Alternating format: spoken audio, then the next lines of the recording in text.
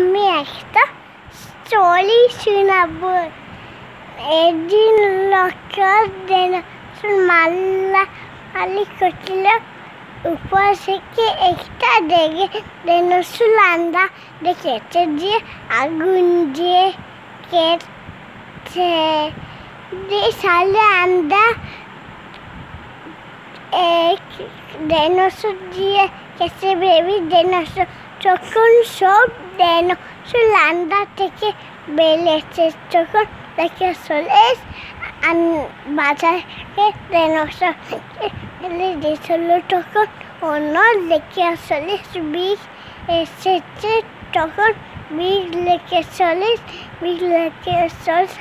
মালদায় তখন রাক্ষস মারছিল, ওকে রাক্ষস তালে ছিল না।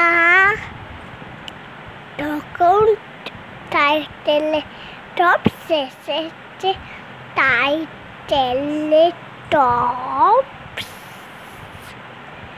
তখন টাইটেলেটপ ছিল কি করছে, আমি মালামালি খাচ্ছ।